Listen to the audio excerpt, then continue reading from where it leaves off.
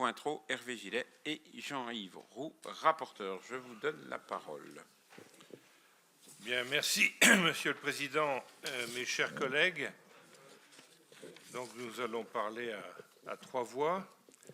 Et je voudrais tout d'abord remercier le Président Jean-François Nogeot pour son invitation à venir présenter donc les travaux sur la compétence GEMAPI que nous avons conduits au sein de la délégation collectivité territoriale, donc avec Hervé et Jean-Yves. Et dans le prolongement de notre mission, nous entendons déposer, courant décembre, une proposition de loi qui traduira, bien sûr, plusieurs de nos orientations. Et nous avons hâte de pouvoir débattre avec vous ce matin pour que vous puissiez nous donner quelques avis et propositions. Et je vais présenter d'abord quelques éléments de contexte, puisque notre mission, qu'on pourrait appeler mission fleuve, a été nourrie par plus de 35 auditions et 3 déplacements en Gironde et dans le Lot-et-Garonne, dans le Cher et les Alpes de Haute-Provence. Nous avons reçu plusieurs dizaines de contributions écrites, témoignant de l'inquiétude que suscite l'exercice de la compétence GEMAPI chez les élus locaux. Comme vous le savez, la GEMAPI, qui a été créée par la loi MAPTAM, est née d'un mariage qu'on peut qualifier de forcé entre la gestion des milieux aquatiques GEMA et d'un côté et la prévention des inondations pays de l'autre, le bloc de compétences relatif à la prévention des inondations ayant été introduit par amendement. Et la GEMAPI, comme c'est souvent le cas d'ailleurs, n'a fait l'objet d'aucune étude d'impact, et puisque le bloc pays soulève pourtant de lourds enjeux en matière de responsabilité. Les difficultés de mise en œuvre de la compétence GEMAPI tiennent autant à son périmètre, dont la définition reste débattue, qu'à la forte hétérogénéité territoriale en matière de risque d'inondation. Et on l'a vu, on l'a constaté à plusieurs reprises ces derniers mois. Au-delà du contenu de la compétence, c'est bien la complexité de son exercice qui nous a frappés. Nos interlocuteurs ont décrit des surcoûts de l'ordre de 5% liés aux exigences réglementaires, et nous avons trouvé, en tant que membre de la délégation aux collectivités territoriales chargée de la simplification, un vaste champ à explorer sur le plan de cette problématique. Les surcoûts s'expliquent notamment par de nombreuses études techniques préalables exigées avant de pouvoir mettre en œuvre les programmes de travaux. Et Dieu sait si les études, ça nous coûte très très cher. S'y ajoutent des délais d'instruction souvent excessifs, voire des contradictions entre services de l'État en l'absence d'un système de type « dites-le nous une fois » et ça suffit. Nous avons pu constater à quel point les élus locaux étaient pris en étau entre les normes rigides, des expertises coûteuses et des financements insuffisants. Avant de revenir un peu plus tard sur la situation notamment des digues domaniales, qui est un sujet très, très concret mais très, très coûteux, puisqu'on est souvent autour de 1 million d'euros du kilomètre pour les rénover. Et je vais céder la parole dans un premier temps à mon collègue Hervé Gillet, qui va donc vous parler d'un sujet particulier sur le transfert des digues domaniales notamment. Bien, mes chers collègues, effectivement sur ce sujet, je remercie également la commission qui nous permet de présenter effectivement nos travaux. Et puis nous avons avec nos collègues mené, je pense, un chantier qui a été vraiment très, très pertinent et intéressant. Donc je voudrais dresser 3 grands constats issus de ces travaux. Donc en matière de GEMAPI, nous avons tout d'abord besoin de simplifier pour agir plus vite, parce qu'on peut faire face à des délais de mise en œuvre qui sont considérables. Ensuite, promouvoir les solidarités entre les territoires. Enfin, la gouvernance de la GEMAPI doit être clarifiée. Et donc, tout d'abord, la complexité des procédures liées à la GEMAPI, comme ça a été souligné, freine sa mise en œuvre. Donc, il y a une série d'obstacles concrets auxquels font face les autorités gémapiennes. Nous avons rencontré lors de notre mission, par exemple, les élus de Val-de-Garonne Agglomération.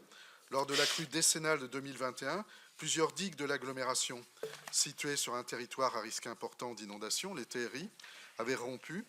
Le recours à la procédure classique impliquant une étude géotechnique, un avis préalable et une procédure d'autorisation aurait laissé des centaines d'habitants et d'exploitants agricoles sans protection pendant de longs mois. Face à l'urgence, une procédure de marché public en urgence impérieuse a été nécessaire et les études géotechniques ont été menées a posteriori pour valider les réparations, ce qui montre bien quelque part les problématiques sur le sujet. En Gironde, les élus de la communauté de communes de Montesquieu ont fait état de délais d'instruction souvent dépassés et ont regretté la saturation des bureaux d'études agréés, obligatoirement consultés pour les études géotechniques. La labellisation des papiers reste quant à elle trop souvent fastidieuse. Donc on est face à des cabinets qui n'arrivent pas à répondre à la demande et d'ailleurs sur lesquels, en termes d'accompagnement sur l'élaboration des cahiers des charges, il pourrait y avoir aussi un vrai sujet, ce qui repose l'intérêt d'avoir des opérateurs comme le CEREMA aussi pour pouvoir accompagner les collectivités. Et les procédures sont quand même très lourdes. Dès lors, dans la lignée de la proposition de la loi Rapin-Roux, adoptée par le Sénat en mars 2025, nous réitérons plusieurs pistes afin de simplifier les procédures, ainsi de la création d'un guichet unique sous l'autorité d'un préfet coordonnateur de bassin pour instruire les demandes d'autorisation, de financement et d'accompagnement des actions inscrites dans les PAPI. Nous proposons aussi de manière plus innovante la création d'un agrément technique qui pourrait être délivré par la DREAL sur des modèles d'agrément digues et barrages afin d'alléger les procédures administratives pour les structures gémapiennes compétentes. Ça veut dire quoi? C'est qu'on a aujourd'hui des syndicats, des EPTB qui montent en connaissance, qui montent en compétences. Et on n'a pas forcément besoin, dans ce cas de figure, de s'appuyer exclusivement sur les compétences de l'État, donc de passer sur les fourches codines de l'État. Et on peut agréer, dans ce cas de figure, des EPTB qui sont d'ores et déjà labellisés pour pouvoir aller plus vite et plus loin. J'en viens à la nécessité de corriger les inégalités territoriales. Alors que la solidarité entre les territoires d'amont et d'aval reste balbutiante, nous sommes très favorables à l'instauration d'un fonds de solidarité pour la GEMAPI, ce fonds avait été préconisé par le rapport de la mission conjointe présentée donc, par Jean-Yves Roux et notre collègue Jean-François Rapin. Et donc nous le répétons ici, l'augmentation du plafond de la taxe GEMAPI, tel qu'il a pu être proposé par le gouvernement dans le cadre du PLF 2026, ne serait qu'un pis-aller. Ça ne suffit pas, de toute façon. Mais c'est une boîte à outils, c'est un outil de la boîte à outils. Loin de répondre aux disparités territoriales, elle risquerait même de les aggraver. La promotion d'une véritable solidarité entre l'amont et l'aval des bassins est donc au préalable indispensable. Je rappelle qu'il y a des enjeux qui sont quand même très différents, entre des enjeux modestes qui peuvent se traiter à l'échelle de l'interco qui a pris la compétence, des enjeux un petit peu plus forts qui peuvent se reposer sur une entente entre quelques intercos, et des enjeux beaucoup plus importants qui reposent sur un linéaire très important, comme si on prend la Garonne, ça part des Pyrénées espagnoles jusqu'à Villeneuve-d'Ornon, et donc sur les grands fleuves comme la Loire, l'installation de la solidarité est donc beaucoup plus difficile dans ce cas de figure, parce que chaque interco a du mal à participer à la solidarité amont-aval dans les fonds qui pourraient être dédiés sur l'ensemble du linéaire. C'est tout le problème qui est posé aujourd'hui et qui nécessite d'essayer de trouver de nouveaux principes de solidarité. Donc, quelques grands principes de l'architecture pourraient prendre ce fonds sans pouvoir être dégagés. Ce mécanisme aurait vocation à être déployé idéalement à l'échelle des EPTB, ou lorsque celui-ci n'existe pas, à l'échelle des agences de l'eau.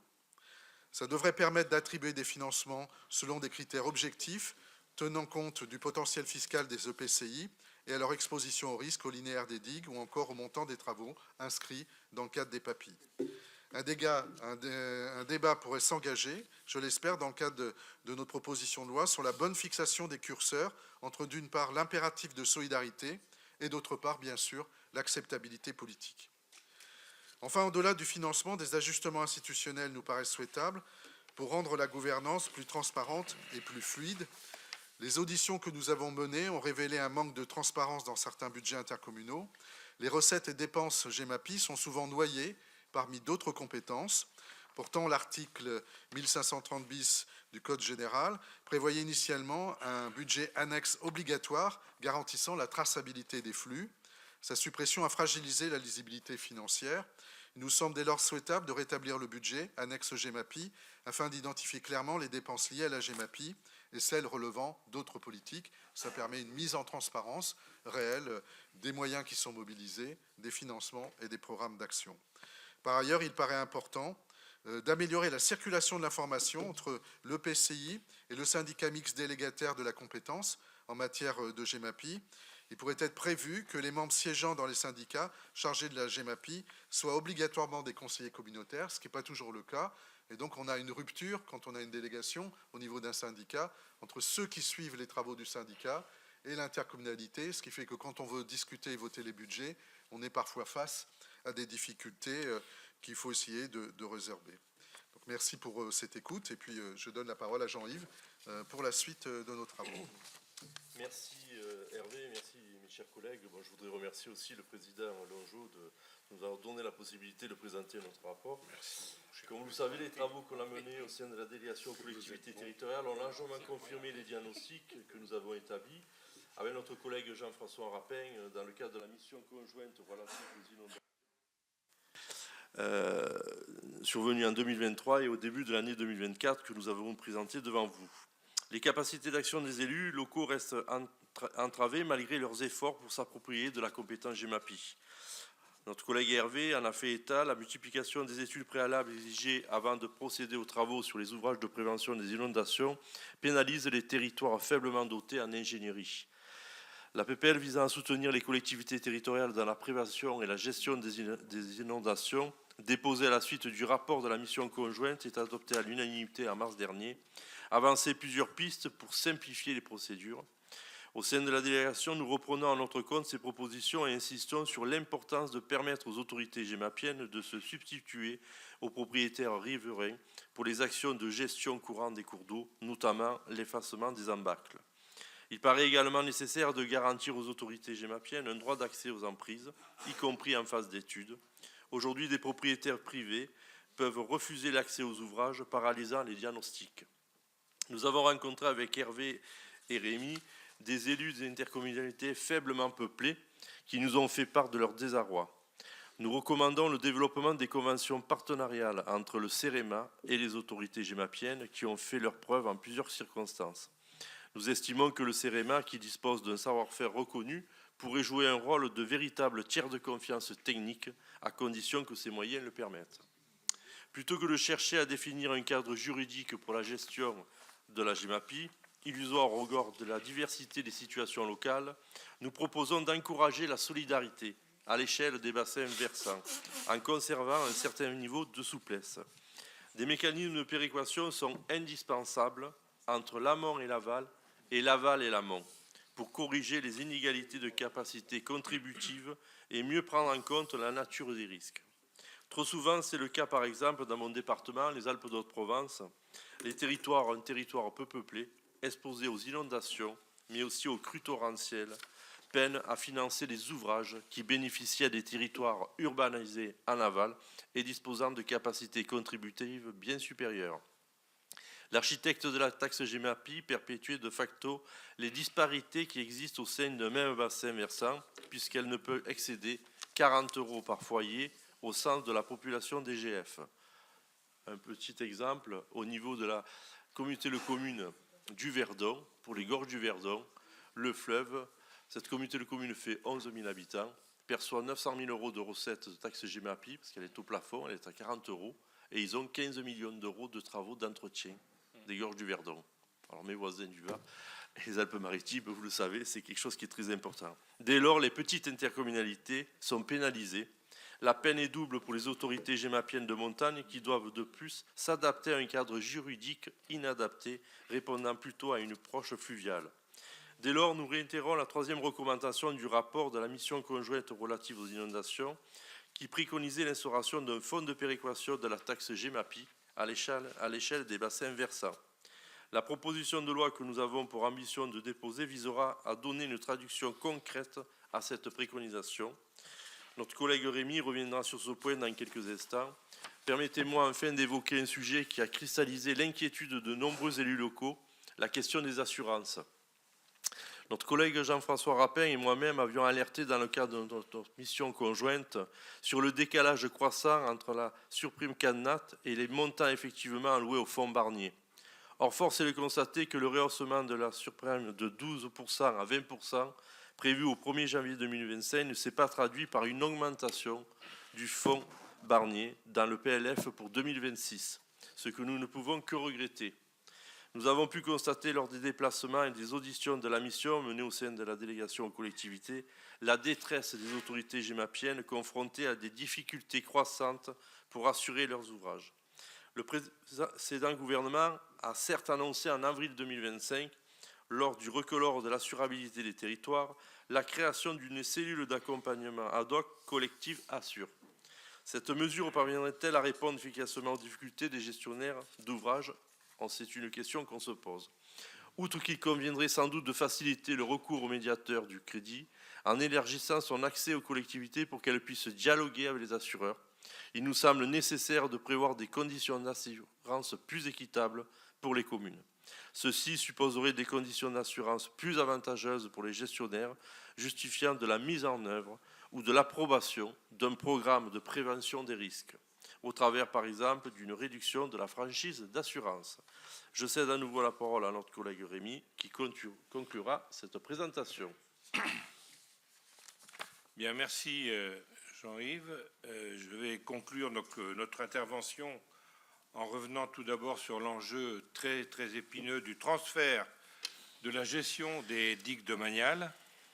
Et c'est vrai que le caractère précipité de ce transfert ainsi que l'évaluation tout à fait incomplète du patrimoine transféré font peser une charge non compensée sur les EPCI, puisqu'il faut savoir que les coûts des travaux de réhabilitation des digues ont été non seulement sous-estimés, mais souvent même pas évalués. Il n'y a même pas eu d'état des lieux avant le transfert vers les EPCI qui ont été effectués. Et à la suite de la publication de notre rapport, on a fait une étude d'option au sein de la délégation des collectivités pour permettre de proposer une première estimation des besoins de financement liés à la rénovation du parc de digues, parce que on a prévu de faire une PPL. Il faut faire une étude d'impact d'option avant pour savoir combien ça va coûter. C'est ce qu'on devrait faire d'ailleurs à chaque fois qu'on fait une PPL. Il en ressort un reste à charge grandissant et l'écart entre les recettes et dépenses pour la rénovation du parc de digues est susceptible de tripler d'ici 2035 sous l'effet d'une plus forte hausse des dépenses que des recettes. On peut estimer que la remise à niveau du parc de digues représentera près de 14 milliards d'euros d'ici 2035, avec un besoin additionnel de 3 à 4 milliards non compensés pour les autorités gémapiennes. L'étude d'option conclut par ailleurs qu'une surtaxe de seulement 0,5 € par habitant permettrait de dégager environ 25 millions d'euros par an, soit en moyenne 600 000 € par EPTB, permettant de financer les frais de fonctionnement et de renforcer la coordination à l'échelle du bassin. C'est la raison pour laquelle, comme le disait tout à l'heure Jean-Yves, qu'il faut travailler sur des établissements publics de bassin de l'aval à l'amont pour qu'il y ait cette solidarité. Et en exemple, j'ai le problème de la Loire qui est géré à la fois par un EPL, l'établissement public Loire, qui s'occupe d'Orléans, de Blois, de Tours, d'Angers, donc là où il n'y a pas de problème de ressources financières, et tout le reste est géré par des EPCI. Et dans mon département, on a quand même 60 à 80 km de Loire qui sont gérés par 3 EPCI qui ont entre 10 et 15 000 habitants par EPCI et qui ont en recette environ 200 000 à 300 000 € par EPCI pour gérer chacune à peu près 20 km de digues, c'est-à-dire 20 millions d'euros qu'ils ont à financer. Alors, il faut m'expliquer comment ils vont faire pour financer cette opération. Donc, je dirais que nous ne pouvons que regretter dans ce contexte l'absence de correspondance, et je dirais même plus, d'écart massif d'au moins 150 millions d'euros entre les prélèvements, comme je disais, sur les contrats d'assurance et les financements qui sont alloués au fonds Barnier. Donc, je vous rappelle, le fonds Barnier, c'est à peu près 400 millions d'euros, dont 200 millions d'euros retournent dans le budget de l'État, alors qu'il devrait être consacré uniquement entre guillemets aux catastrophes naturelles concernant plus particulièrement les inondations. Et face à l'ensemble des défis auxquels sont confrontés les élus locaux dans l'exercice de la GEMAPI, nous entendons faire œuvre utile au travers de la PPL que nous déposerons, je l'espère, avant la fin du mois de décembre. Et nous sommes naturellement intéressés par toute disposition complémentaire que vous souhaiteriez voir apparaître évidemment dans ce texte et dont vous voudrez bien, si vous permettez, débattre ce matin. Je vous remercie de votre attention. La parole est à Ronan Dantec. Oui, merci aux trois rapporteurs. Moi, je partage tout à fait, effectivement, vos conclusions sur le fait qu'on a des problèmes de mutualisation évidents et qu'on a l'amont qui paye pour l'aval, alors que généralement, la grande ville est en aval et qu'elle doit participer à sa propre protection. Donc ça, je pense que c'est une idée extrêmement forte qu'il faut réussir à traduire. Donc je rejoins totalement vos conclusions. Je les rejoins aussi sur le fait que c'est un terme un peu mis à toutes les sauces, mais il faut absolument qu'on réussisse à simplifier et effectivement réussir à permettre aux autorités gémapiennes d'aller sur le terrain et de ne pas se retrouver dans des situations ubuesques ou d'une complexité extrême. Donc tout ça, je pense que c'est extrêmement important. Donc globalement, je ne peux que partager vos conclusions. Je rajouterai, alors ça vous n'en avez pas parlé, mais là vous parlez de digues qui sont souvent des digues terrestres. Il y a les digues maritimes aussi, qui sont en GEMAPI. Où là, de la même manière, on a des petits EPCI qui se retrouvent à devoir faire des travaux qui ne sont absolument pas dans leur capacité et avec des risques de submersion derrière qui sont aussi extrêmement importants. C'est aussi du GEMAPI, donc il ne faut pas l'oublier. Moi, en fait, j'avais une question quand même, donc en partageant vos conclusions, c'est que vous avez peu parlé de la gouvernance GEMAPI intégrée dans la gouvernance globale de l'eau. Avec les agences, et puisqu'on parle fonds Barnier, mais il y a aussi tous les prélèvements sur l'eau qui passent par les agences de l'eau. Donc est-ce que il ne faut pas quand même mettre sur la table une gouvernance plus cohérente entre agences de l'eau et GEMAPI, puisque Rémi t'a parlé effectivement des établissements de bassin et avec des fois des échelles qui ne sont pas les bonnes. Donc je pense que par rapport à ce que vous avez présenté, je suis resté un petit peu sur ma faim, sur la manière dont cette gouvernance GEMAPI s'intégrait avec la gouvernance globale de l'eau en France. Vous l'avez peut-être mis dans le rapport, mais dans votre présentation, c'était moins présent. Et dernier point, je pense quand même, tout en partageant évidemment la logique fonds Barnier, on le dit tous, des fois la digue n'est pas non plus la seule solution.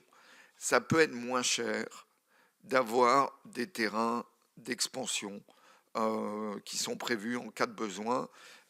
Sinon, en fait, à un moment, on met des digues partout et ce n'est pas toujours la solution. Donc, ne pas perdre de vue qu'il y a d'autres réponses que la digue, et notamment assumer qu'il y a des territoires qui peuvent être inondés en cas de besoin et que ça coûte beaucoup moins cher que de mettre des murs et des digues partout. Merci. La parole est à Jean-Pierre Corbizet. Oui, merci Monsieur le Président. D'abord, saluer la qualité de la présentation de nos trois rapporteurs. Remercier encore Jean-Yves Roux et Jean-François Rapin pour leur mission d'enquête, puisqu'ils sont dans mon département et que suite à leur rapport, le département du Pas-de-Calais, en préfecture d'Arras, a désormais un sous-préfet, enfin haut fonctionnaire, chargé effectivement de la problématique des ruissellements, inondations, GEMAPI.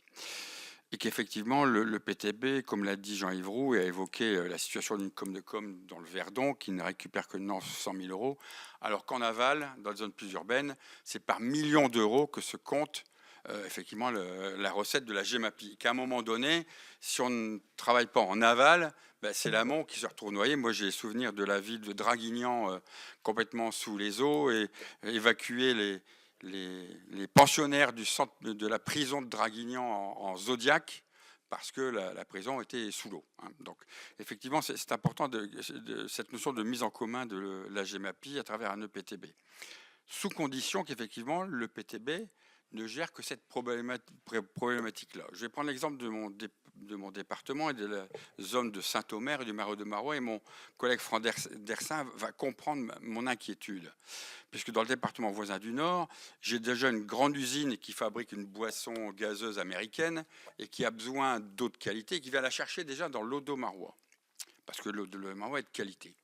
Et vous savez que nous avons annoncé il y a déjà plus de 2 ans l'arrivée sur le Dunkerquois de au moins, Franck Dersin me dira si je me trompe, au moins 4 usines de fabrication de batteries. Bon, pour l'instant, il n'y en aurait qu'une d'annoncée, plus 1 ou 2 usines de restructuration de batteries usagées. Mais l'usine de fabrication de batteries consomme énormément d'eau. Et qu'effectivement, ces 4 usines, à un moment donné, les estimations de la préfecture étaient entre 10, 12, 14 millions de mètres cubes d'eau supplémentaires par an. Et qu'effectivement, à travers cette EPTB, les élus du Pas-de-Calais se disent, est-ce qu'à un moment donné, ces usines vont venir chercher l'eau toujours dans le Marais audomarois pour ces usines de batterie, et que si l'hiver, c'est pas trop gênant parce que le niveau d'eau est très élevé, l'été, on ne connaît pas les conséquences sur la faune, la flore, et comme c'est des zones argileuses, vous savez que dans le groupe de travail CatNat, la problématique des argiles qui sèchent, qui ont des conséquences sur le bâti au-dessus. Notre inquiétude, c'est que le PTB pourrait peut-être aller au-delà de ces simples compétences de la gestion de l'inondation, de ruissellement et de la gestion de la taxe, et ne pas à un moment donné peut-être servir Paul et assécher Jacques. Donc vous comprenez que nous élus, nous sommes très favorables parce qu'à un moment donné, un bassin versant, quand il dépasse un département et qu'il va sur le département voisin, il faut bien se mettre ensemble. Hein, puisqu'à un moment donné, on n'a pas le choix. Mais que sous condition qu'effectivement, on reste vraiment dans les compétences de la GEMAPI et que cet outil créé ne vienne pas à un moment donné contrecarrer l'évolution de la faune et flore dans un secteur tel que le Domarois. Je vais donner la parole à Jean Bassi. Je voudrais tout d'abord remercier mes collègues pour le travail qui a été exécuté, que je cautionne tout à fait. Je voudrais abonder ce que dit Roland, c'est qu'il est important de simplifier les choses, mais aussi, une fois qu'on aura simplifié tout ça, de figer les situations. Je m'explique. Je prends l'exemple de ce que nous avons vécu dans le Var, les inondations de Draguignan en 2010. Donc, inondations de Draguignan, mais c'est tout le Var, tout l'Argent, qui a débordé et qui a occasionné aussi des dégâts monstrueux à l'embouchure près de Roquebrune, dans la plaine agricole. Donc, on a travaillé à l'émergence d'un PAPI qui a été fait dans les 2 ans qui ont suivi, un PAPI première intention avec 110 millions de travaux financés intégralement. Il y a eu la liaison amont-aval. L'agence de l'eau nous a apporté plus de la moitié du financement. C'était, je dirais, idyllique. Les travaux ont commencé, on a commencé par l'amont, et puis après, on arrive dans le milieu du fleuve et vers l'aval. Il n'y a plus eu d'inondation. Et comme pour l'incendie, quand il n'y a plus le risque, on oublie le risque. Et tout ce qui avait été validé par tous les services de l'État, DREAL en particulier, on n'a plus pu le réaliser. Parce qu'il ne fallait pas rentrer dans la rivière à ce moment-là, parce qu'il y avait la petite fleur, parce qu'il y avait le couple de crapauds, parce que ci, parce que là. 10 ans après, quand je suis rentré au Sénat, on avait fait la moitié des travaux et on avait perdu toutes les autres subventions. Donc c'est pour ça qu'il faut figer les choses, enfin simplifier et figer les choses. Une fois que c'est décidé, il faut aller jusqu'au bout. Ça relève tout à fait du bon sens. Y a-t-il d'autres prises de parole? Oui, Clément Pernon. Oui, je m'associe aux remerciements portés au rapporteur. C'est un sujet qui préoccupe bien les élus locaux. C'est l'ancien président d'une communauté de communes qui vous en parle. Alors, on a subi ça par décision des parlementaires, puisqu'ils nous ont donné la gestion de cette fameuse compétence GEMAPI. Et j'ai constaté avec étonnement que bon nombre de mes collègues présidents, dans la foulée même de l'obtention de cette compétence, avaient décidé de la déléguer à des structures, histoire de se débarrasser un peu de cette patate chaude encombrante. Je ne pense pas que ça pouvait être la bonne solution, puisque dès lors, on perd, comme vous l'avez dit, en tant qu'élu du territoire, la maîtrise d'un sujet qui est gravissime, hein, puisque les inondations, la qualité de l'eau, c'est une préoccupation essentielle pour les élus locaux que nous sommes ou que nous avons été. Alors, c'est vrai que derrière, il y a eu aussi cette option pour prélever la taxe. Alors, bien évidemment, bon, selon ces modes de réflexion ou d'analyse, on a plutôt tendance à la prélever automatiquement ou à ne pas la prélever.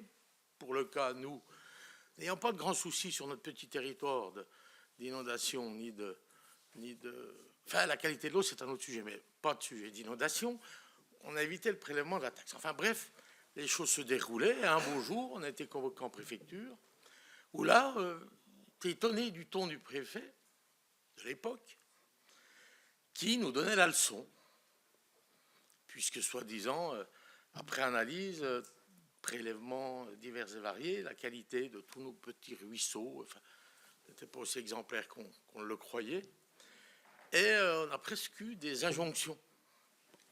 Alors, t'es un peu étonné, bon, on a fait part de nos remarques, de nos réflexions, et des difficultés pour justement venir gérer, parce que alors là, quand on parle de dette grise, c'est pas une dette grise, là, c'est une dette super grise. Parce que rien n'avait été fait avant, et du jour au lendemain, parce qu'il y avait une compétence, il y avait un espèce de responsable identifié, c'est-à-dire la communauté de communes, on lui disait, il faut faire ça tout de suite.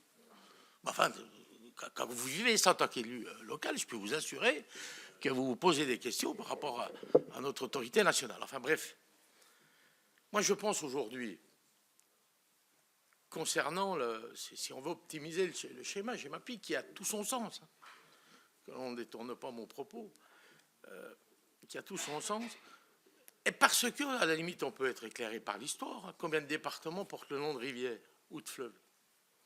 Je crois que l'autorité la plus à même de gérer cela en intelligence, en compétence et en efficacité, c'est le département.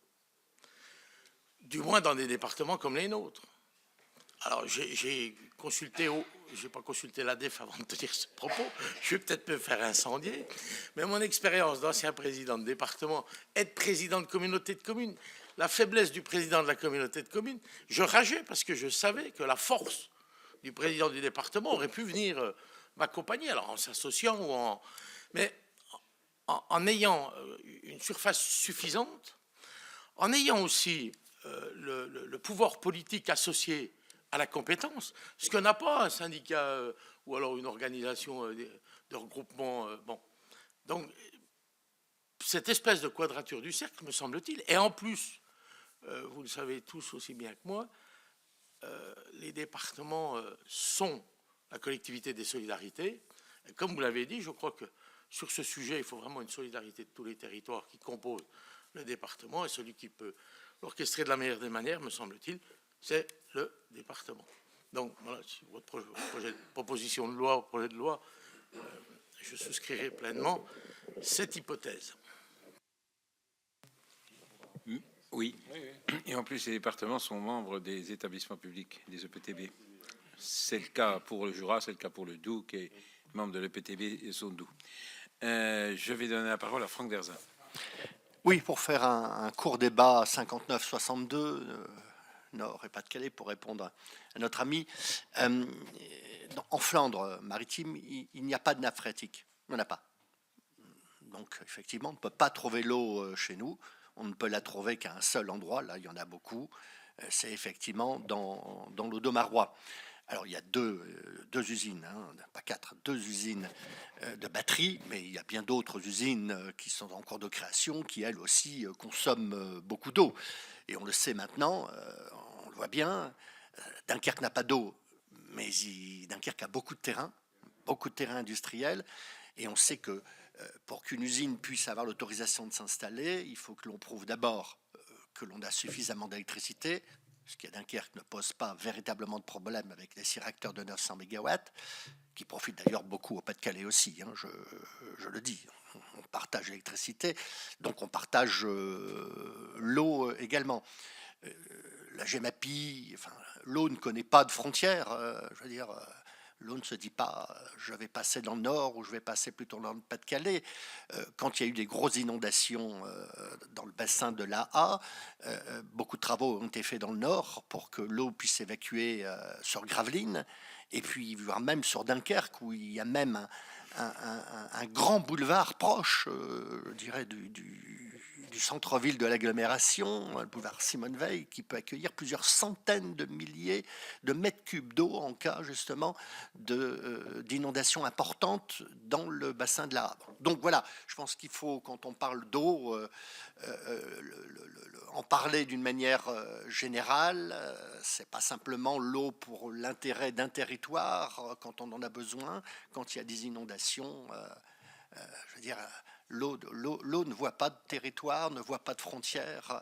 Elle va là où elle veut aller. Merci. Est-ce qu'il y a d'autres intervenants? Oui, Jean-Claude. Merci, Président. D'abord, je salue le travail qui est fait, bien sûr, l'excellent travail, puisque vous êtes à la recherche de propositions. Je reviens à ce qu'a dit Clément Pernaut sur les départements.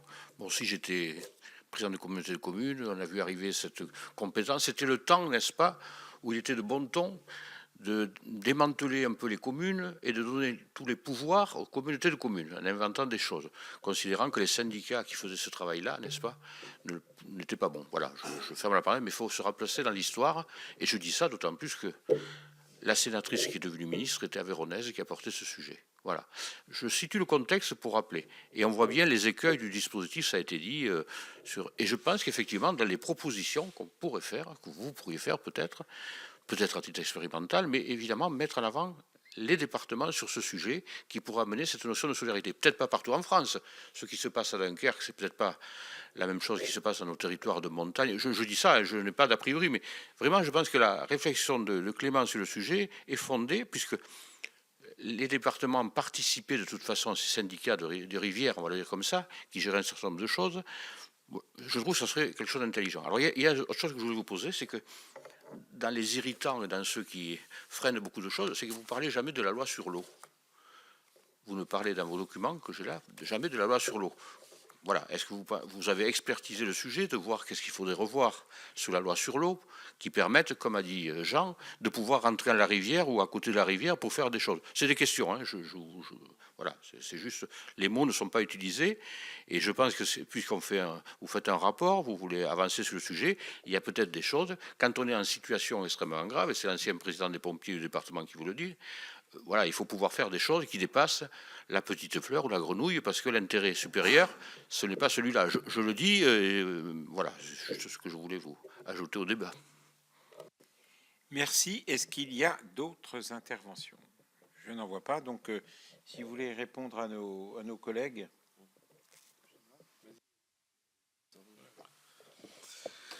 Écoutez, merci beaucoup pour vos interventions. Qui sont effectivement intéressantes et pertinentes par rapport à ce que disait Ronan. En fait, aujourd'hui, si les PAPI sont bien conçus, les PAPI, c'est aussi déposer un système de référence au niveau des systèmes d'endiguement et de dire à partir de là, qu'est-ce qu'on veut protéger, qu'est-ce qu'on ne veut pas protéger, et quelles sont les zones d'expansion qu'on va effectivement accepter. Et le premier principe d'un PAPI, c'est de dire jusqu'où on veut aller ou qu'on ne veut pas aller. Parce que les coûts sont tels, comme le disait Rémi, 1 km de digue, c'est 1 million d'euros. Effectivement, l'État s'en est pas chargé avant. Maintenant, il a refilé le bébé aux collectivités. Et il a refilé le bébé parfois dans des états et dans des conditions qui n'étaient pas acceptables, quand c'était des digues domaniales, ce qu'il a effectivement évoqué. Donc il y a eu des négociations de soult qui se sont faites avec plus ou moins de bonheur, pour tout vous dire, avec l'État. Et donc, quand on dépose un PAPI, on fait ce calcul de dire jusqu'où on peut aller au niveau de la protection et jusqu'où il faut que les eaux puissent avoir des périmètres d'expansion, etc. Donc c'est vraiment les PAPI qui sont comme quelque part les outils. Il faut les qualifier, il faut sans doute les simplifier. Moi, je suis référent PAPI, j'ai vécu ça aussi comme mes collègues. Nous, sur le sud de la Garonne, on a mis 7 ans. Entre les PAPI préopérationnels, il y a eu changement de cahier des charges, etc., pour pouvoir aboutir. Mais sincèrement, c'est quand même la croix à la bannière. Et c'est quand même très long. C'est d'autant plus long, et on en fait aussi le constat que autant il y a des actions différenciées au niveau des territoires, au niveau des PAPI, et c'est tout à fait normal, mais autant il y a certains plans d'action qui sont communs, et qui n'ont pas besoin d'attendre que le PAPI soit fait pour les mettre en œuvre. Financer des bâtards d'eau sur l'ensemble des maisons, etc., c'est le premier réflexe que l'on doit avoir pour protéger. Le bâtard d'eau, c'est simple, c'est efficace. En plus, ça peut être cofinancé par les assurances. Parce qu'ils ont aussi un rapport coût-bénéfice, eux, dans l'histoire, qui n'est pas forcément idiot, plutôt qu'uniquement puisé sur le fonds Barnier. Et voilà, c'est un exemple que je vous dis, et on n'a pas besoin d'attendre la fin du PAPI pour mettre en place ce type d'action, comme les actions de communication citoyenne, etc. C'est juste pour dire qu'il faut qu'on gagne du temps sur certaines politiques pour pouvoir intervenir effectivement plus rapidement. Alors sur les PAPI, Jean Bassy évoquait aussi ça au niveau des... Alors, les agences de l'eau ont des positions différenciées sur l'accompagnement des territoires au niveau de la mise en œuvre des PAPI. Donc là, il y a une vraie réflexion à avoir entre le cofinancement des études ou des interventions qui sont parfois plus dynamiques. Là, on voit qu'on a un petit problème de calage au niveau des agences, voilà, des agences de l'eau. Et donc, Jean a eu beaucoup de chance dans un premier temps, mais pas dans un second, quand on comprend un peu, parce qu'il y avait une forme d'intervention d'urgence, mais qui a été conditionnée après avec des cahiers des charges qui sont très lourds et sur lesquels il faut quand même qu'on se réajuste si on veut arriver à faire, parce qu'on arrive dans des territoires, on n'arrive même pas à faire. Val-de-Garonne agglomération, c'est le Marmandais, le Lot-et-Garonne. Ils ont eu toutes les digues d'État qui ont été transférées, et avec les ASA, etc. Le montant de la GEMAPI est dans l'impuissance totale pour financer l'ensemble du système d'endiguement. Or, c'est le plus grand casier d'inondation du bassin d'Our-Garonne. C'est-à-dire que quand vous avez une inondation de masse, le Val-de-Garonne agglomération, c'est le plus grand casier où toutes les eaux se déversent. Donc, s'il n'y a pas une solidarité amont-aval, pour eux, ils sont morts. Enfin, c'est même pas la peine d'en parler. Ils ne peuvent pas continuer. Donc, vous voyez qu'il faut qu'on trouve effectivement des solutions par rapport à ça. Et puis, le partage des eaux, bon là, c'est un sujet qui est au-delà même de la GEMAPI, sur la question des usages et des usages partagés. Ça va monter de plus en plus en puissance. Je voulais juste dire que, en fait, il faut qu'on travaille sur une meilleure efficacité entre les politiques qui sont menées à l'échelle des bassins et celles qui sont ensuite mises en œuvre ou accompagnées par les collectivités territoriales. Et cette articulation entre la politique de bassin et les collectivités territoriales, il faut un peu la revoir et la renforcer. Peut-être replacer les départements dans une bonne position aussi dans ce cadre-là. Parce que la politique de l'eau, elle se mène au niveau du bassin, mais parfois elle se décline avec les collectivités territoriales. Et c'est là où il faut voir quelles sont celles qui sont les plus pertinentes. Certaines sont des acteurs dynamiques des EPTB. Donc du coup, sur les grands fleuves, c'est normal. Donc on peut mener la politique à ce niveau-là. Mais ça suppose aussi qu'on ait des évolutions statutaires au niveau des EPTB pour clarifier aussi un peu les choses. En tout cas, les EPTB sont des bons outils, sincèrement, pour accompagner ces politiques, mais à partir du moment où les collectivités s'y retrouvent. Sinon, ça peut poser question. Oui, en complément de ce que vient de dire Hervé, sur la loi sur l'eau de 2006, Jean-Claude, moi je plaide pour qu'on puisse la revisiter, mais c'est vrai qu'il y a une tendance à vouloir mettre un peu le frein parce qu'on ouvrirait soi-disant la boîte de Pandore en la revisitant, mais je pense qu'il y a une nécessité 20 ans après de revoir la loi sur l'eau On n'est plus dans les mêmes conditions que voilà 20 ans. Et sur la relation avec les agences, c'est vrai qu'on a des gros soucis de différenciation de soutien entre les différentes agences, parce que certaines sont plus aisées que d'autres, faut le dire aussi. Et c'est vrai aussi que si on a étudié la possibilité de faire en sorte que si on ne pouvait pas mettre de PTB, que ce soit les agences qui prennent le relais, parce que les agences correspondent vraiment au bassin de l'aval à l'amont, ou de l'amont à l'aval plutôt, et ça permettrait peut-être de mieux gérer cette mutualisation, mais encore faut-il que les agences aient la possibilité de le faire et les moyens. Et c'est la raison pour laquelle on avait soumis un amendement dernièrement qui a été défendu par Hervé Gillet, qu'on avait déposé ensemble d'ailleurs, pour qu'on puisse prendre une toute petite part de la taxe sur l'eau potable pour financer la GEMAPI. Mais bon, qui a été retoqué à une voix près, je crois. Oui, c'est ça. Bon. C'était une participation de 2 centimes d'euros sur le mètre cube. Bon. Vous voyez ce que je veux dire, c'est pas. Bon. Mais comme on a une assiette qui est très large, c'est intéressant parce que ça produit. Et puis enfin sur la compétence des départements, moi c'est vrai que c'est quelque chose auquel on a pensé d'ailleurs ensemble, parce que chaque département porte le nom d'une rivière entre nous. Donc elle a toute le département aurait la compétence, effectivement, de gérer l'ensemble des problématiques GEMAPI. Sauf que, compte tenu de la situation financière de nos départements, si on ne leur donne pas les moyens de gérer cette compétence, je ne suis pas sûr que si on faisait un vote à l'ADF de savoir si les départements seraient d'accord pour prendre cette compétence, je ne suis pas sûr qu'on ait une majorité. C'est ça le problème.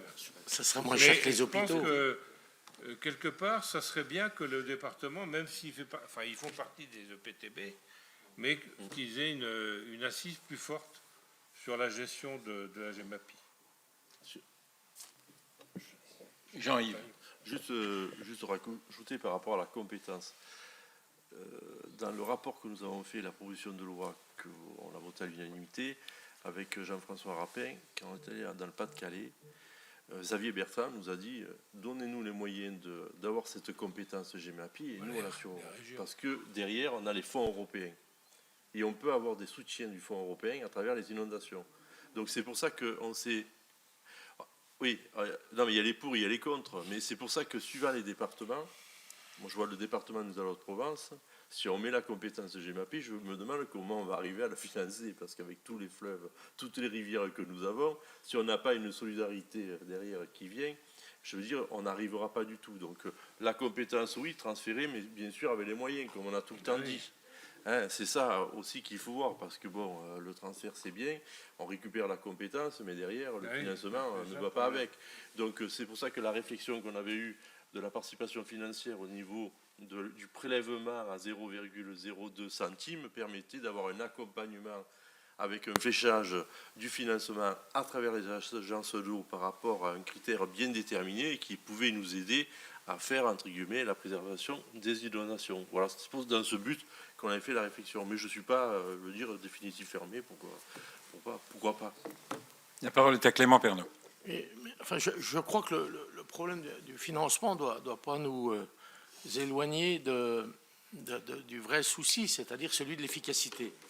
Pourquoi je dis ça? Parce que les communautés de communes, les intercommunalités ne sont pas plus riches que les départements, loin s'en faut. Or, la seule ressource qui était associée à la GEMAPI, sauf erreur de ma part, c'était cette espèce de taxe qui était en plus construite sur du volontariat. Donc, pour l'exemple de ma communauté de communes, on ne l'avait pas prélevé. Donc, vous voyez, mais on n'a pas mené beaucoup d'actions non plus.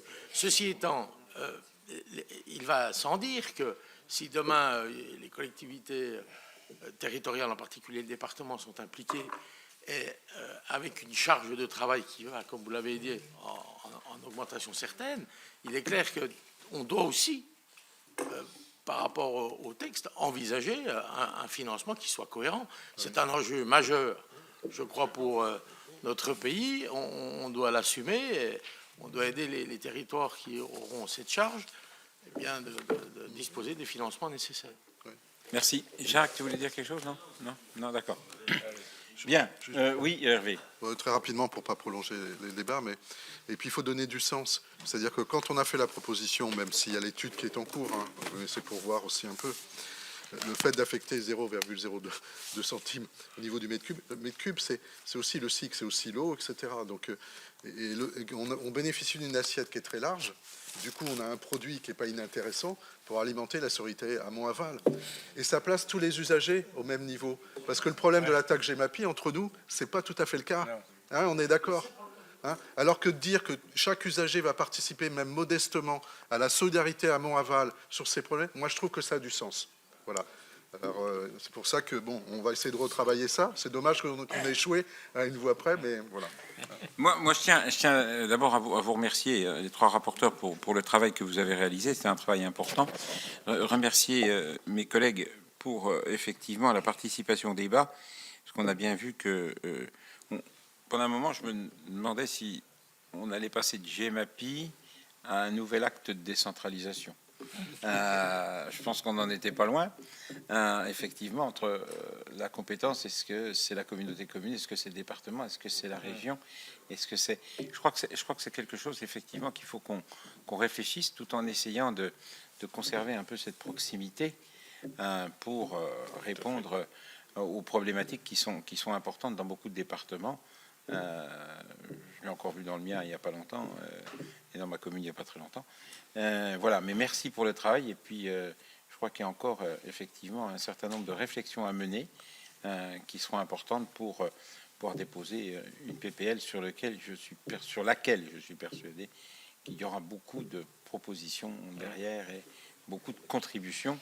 Et j'espère que à la fois la présidente des régions de France et le président de l'ADF nous ont écoutés pour peut-être qu'ils vont nous rappeler pour nous donner leurs sentiments. Merci. Merci. La loi sur l'eau aussi, il faudrait. Ah oui, la loi sur l'eau.